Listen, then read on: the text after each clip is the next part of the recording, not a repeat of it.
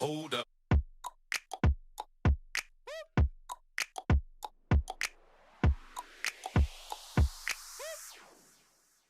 I hope you're having a great day and I hope you're staying safe at home. I hope you have a beautiful weekend coming up. Today I want to talk about hurt and betrayal.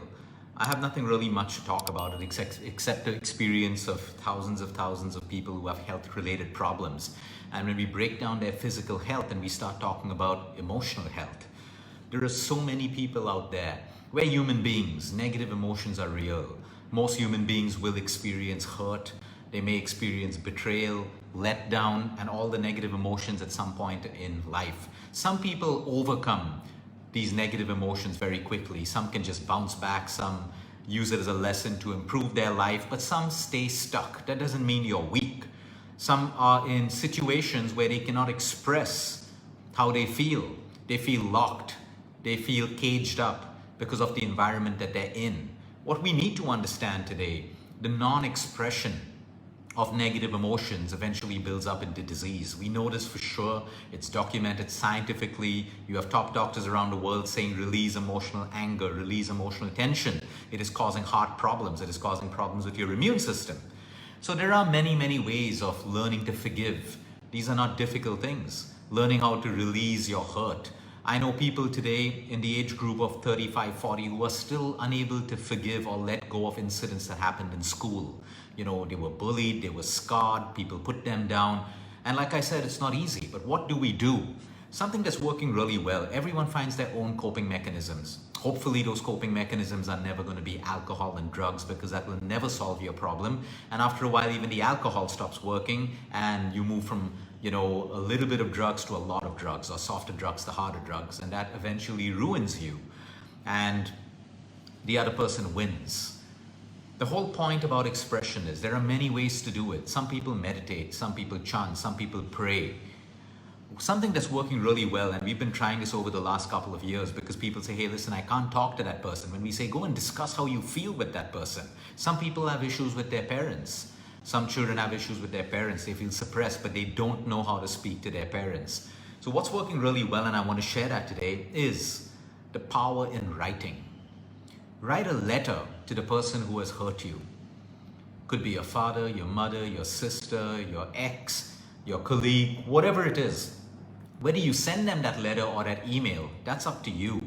But start with the first process of writing what is in your heart on that piece of paper. Really express yourself. Of course, you can do it the right way. You can make the letter very abusive and just vomit and project all of your past emotions on that person, and it's not really going to help you. Or you can very assertively, in a respectful way, even though they hurt you, because remember, you are bigger than the other person. You don't need to go down to the level of that person and be like them. And you write to that person, dear John, example, this is what you did many years ago and it hurt me. I just want to let you know that your actions have caused me pain, and you may feel that this exercise is going to be useless. It sounds that way when we talk about it. But when you really start doing it, people come back and say, Luke, I started crying when I was writing that. There was anger, I trembled. And after writing the letter, I just felt like there was a whole weight that lifted off me. It's not solved my problem, but it's the first step of finally feeling better after years. We've got kids, even in the age of 30 and 40, to write to their parents if there was something that's still troubling them, right? Dear dad, I appreciate X, Y, Z, but I really don't like what you said or what you did. It's really hurt me as a child, and X, Y, Z. Expression is everything. If you don't express it, it is going to build up in you. It is. Having a lot of friends to vent out all of that, that's all good, but it doesn't bring you healing. It just brings you moments of feeling good because you've been able to get it off your chest. But when you go back home, or you're in that environment of your dad or your mom or your sibling or your lover or whatever it is that causes you pain, everything comes up again. You can't have friends around you 24/7. You have to. Everyone has to go through the difficult, yet the beautiful process of recovery and healing, which is trying to learn a lesson from what has happened, and number two, expressing to that person. I have a couple of people right now who have written letters over the last 2 or 3 months to everyone who's hurt them. And not one of them have said that this exercise was useless. A lot of them said, we actually sent the emails to people. We've actually sent it to them. And we've asked also, we don't need a reply. I just wanted to let you know how I feel about this. So usually, if we waited for so long for that to happen, that's why when someone hurts you right away, okay, don't react immediately. Like if someone hurts me right now, hopefully I'll be mindful enough not to get angry and react. Sometimes I do, I'm human, but I'll let it be for a while. I'll go back, I'll reflect, I'll think, and then I will go back to that person for sure.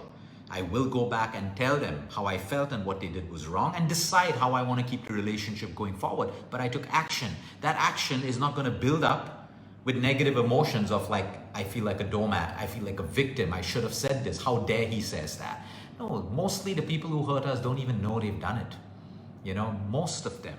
Most people who hurt people never do it intentionally. It doesn't mean it's a good thing. It just means that they're blind, or the way you see life, they see it differently, and they don't think that the things they're doing hurts you. But you see it completely different. The same way you do certain things, which you may think are right, actually hurt other people. So that's why expression and communication is so important for us to move forward. Or you can be that victim constantly thinking, oh, and you look at their lives and they're living their lives and they're enjoying themselves, and you get more angry because, you know, you're like, they hurt me and they're enjoying their life. In most cases, these people don't even know they've hurt you, unless, of course, they've done something which you know and they're aware of. Which is why the only way forward, remember, anything that you suppress has to come up. It has to come up at some point or another. I'm dealing now with an 85-year-old cancer patient. She's been with us for about 8 years. Long journey, physical, chemo, radiation, trying to get her to emotionally. Right now, the tumor's in her brain and it's expanding. She's deteriorating day by day. But what's coming out is years and years of suppression. The things that she says to her family members, to her colleagues, the stuff that you never thought could exist in her after spending 8 years with her is coming out. It has to come out. If it doesn't come out in disease, it will come out in words or in hurt or something else. My point is, why keep it in so long? Why? Remember, if you want to make any change in life, you're going to win something and you're going to lose something. Whenever there is win, there is also loss. Remember that. You cannot win it all. You can never win it all. Okay? If you won a race, someone had to lose. You want a position in your company, someone who was gunning for the same position had to lose. Where there is winning, there is losing. So remember, today, if you have to put down your ego and pride to improve your health and feel better, yeah, maybe you got to lose a little bit of that holding on, that rigidity to go and tell someone how you feel, or to ask for respect, or to ask to be treated differently. If you don't ask, you don't get it. You can't be a victim and, you know, keep complaining if you don't ask for change, which is why we say MTA, move to action. There is always action you can take. Let me give you an example of a couple right now, and the husband's going through something, the wife, and it's a toxic relationship. They have a kid, they have 2 kids. And when I tell them, like, they say, oh, we don't have a choice, or we have kids. You still have a choice. You still have a choice. If one of you died tomorrow, there would still be a single parent and a child. My point is, are you willing to come out of your doubt and overcome your fears to make that choice because your health matters to you? Or are you going to stay stuck in that miserable relationship, hurting one another, and your child has the wrong environment? At the same time, if you have to be in that relationship because it is about the kid, then you need to drop the ego and pride and learn to accept one another for who y'all are. Y'all have to bring about acceptance. Maybe y'all don't like certain things about each other, but if you are choosing to stay in that relationship, you still have to learn to accept or let go of certain feelings because you made a choice to stay where you are. So there is always a choice. My point is, again, back to expression. We have to learn how to express. We're so afraid of expressing because we'll be judged, we'll be ridiculed, people will form opinions.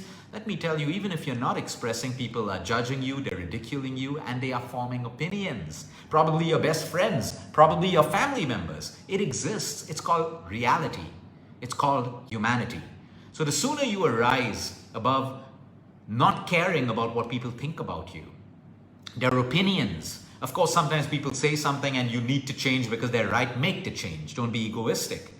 But my point is, only you lose at the end of the day. And then a lot of parents say, I did it for my child. I took shit from my wife. Or I took crap from my husband because I did it for my child.